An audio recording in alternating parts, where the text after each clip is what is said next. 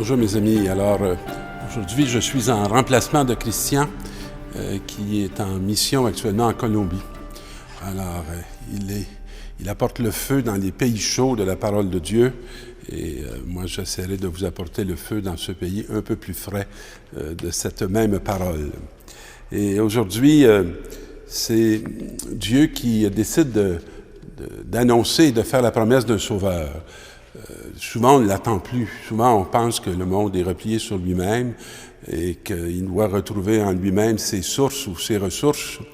Alors, voici qu'Isaïe va dire au roi Akaz, « Demande pour toi un signe venant du Seigneur ton Dieu, demande-le au fond des vallées ou bien haut dans les sommets. » J'aime beaucoup ces images, moi, qui nous parlent des hauteurs et des bassesses, parce que on voit souvent que nos émotions suivent ce trajet. Et souvent, j'ai à accueillir des frères dans les hauteurs ou des frères et sœurs qui sont plutôt dans la vallée.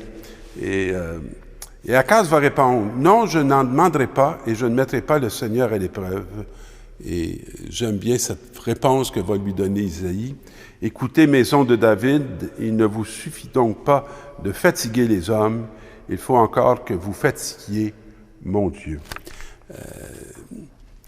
C'est pas facile, hein, peut-être, de faire la demande ou d'ouvrir nos besoins et de s'en ouvrir à celui qui est peut-être le seul qui peut vraiment le recevoir. On va passer bien du temps à les frapper au gouvernement, on va passer bien du temps à les frapper chez des amis, mais souvent les besoins profonds qu'on a ne sont pas de l'ordre de ce que peut combler nos semblables. Et donc, on va annoncer ici cette promesse. Hein? La femme est enceinte, elle va enfanter un fils, on l'appellera Emmanuel, ce qui veut dire Dieu avec nous. C'est le défi pour nous, hein, comme chrétiens, de faire l'incarnation de cette présence de Dieu. Dieu, il est là. Dieu, il n'est pas loin de nous. Dieu n'est pas sans intérêt pour nous. Dieu, il est avec nous. Et de crème et de miel, il se nourrira. Il va savoir refuser le mal et choisir le bien. Mais avant que ce soit arrivé, sache que les deux rois qui font trembler la terre ne seront plus.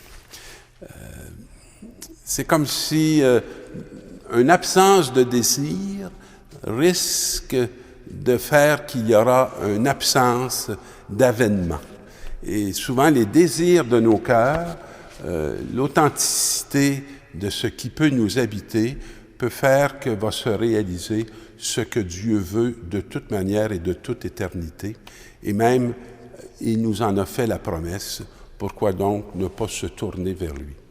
Et notre ami Paul va nous faire cette belle annonce de Jésus-Christ.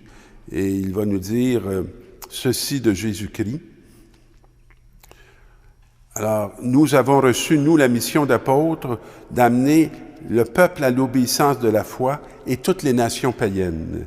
Et voici ce qu'est ce Fils, celui qui est selon la chair, qui est né de la race de David, et selon l'Esprit qui sanctifie et a été établi dans sa puissance de Fils de Dieu par sa résurrection d'entre les morts. Alors, ce n'est pas une réalité qui est à côté de la chair, elle est dans l'histoire, je dirais, des générations, mais elle est aussi dans une autre dimension de l'histoire qui est celle de l'Esprit. Et cette dimension-là, elle porte une capacité, une puissance de mettre à terre ce qui nous empêche d'être réellement debout et d'être fondés dans un amour qui traverse les siècles et qui va nous rejoindre, nous, aujourd'hui. Et j'aime bien l'Évangile qui est une annonce. On connaît bien l'annonce faite à Marie.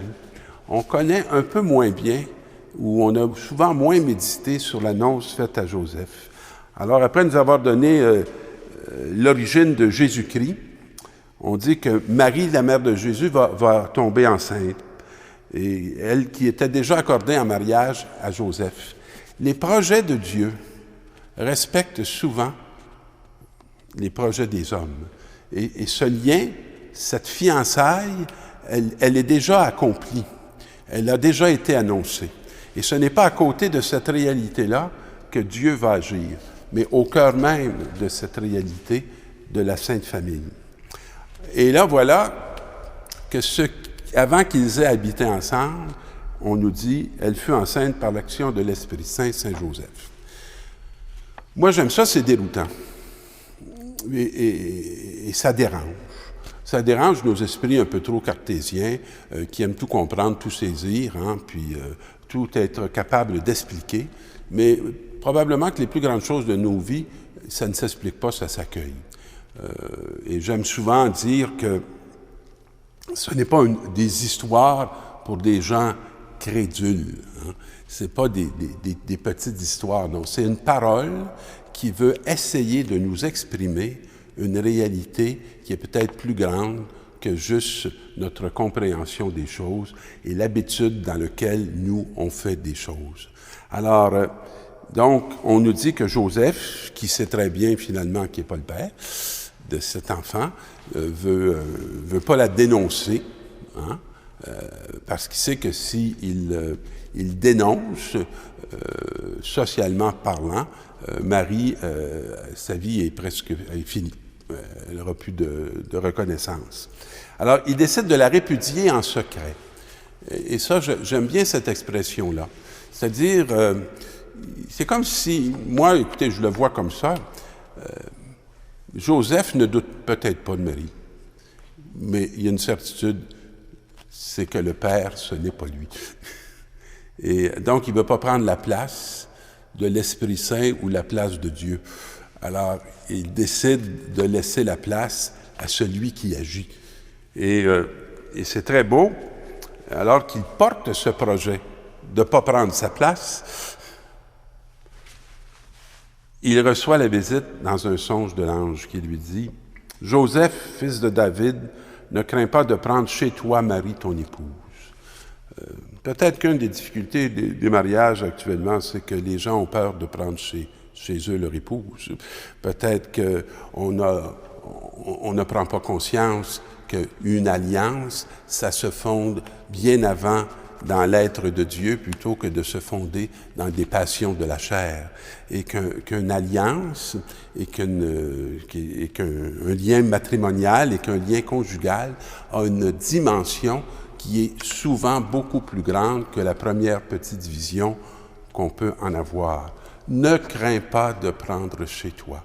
Est-ce qu'on a beaucoup d'hommes actuellement qui se vivraient dans la peur d'ouvrir leur chez-soi à une épouse, à des enfants qui lui sont confiés de la part de Dieu? Car l'enfant qui est engendré en elle vient de l'Esprit Saint. Il y a beaucoup de choses qui sont appelées à être engendrées par l'Esprit Saint. Mais pour qu'il puisse agir, faut-il y correspondre.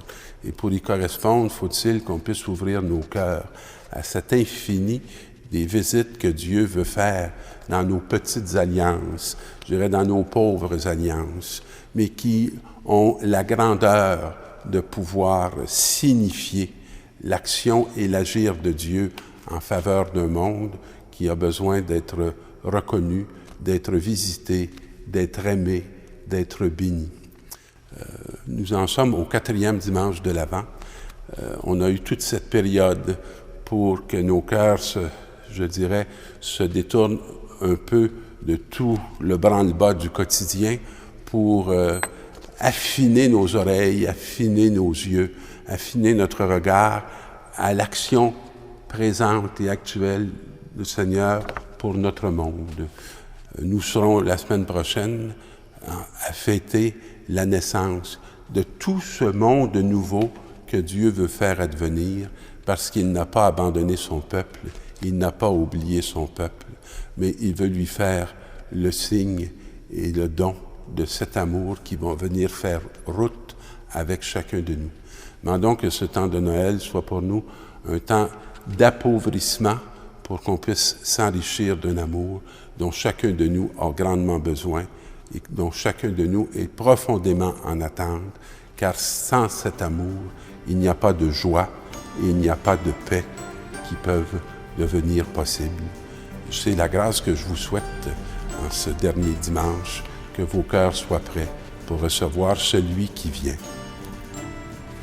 Alors mes amis, on est devant une crèche qui est très simple mais qui est aussi dans un lieu très simple, mais qui appartient à l'histoire de Montréal. On est à la chapelle Notre-Dame de Bon Secours, chapelle qui a été fondée par Marguerite Bourgeois.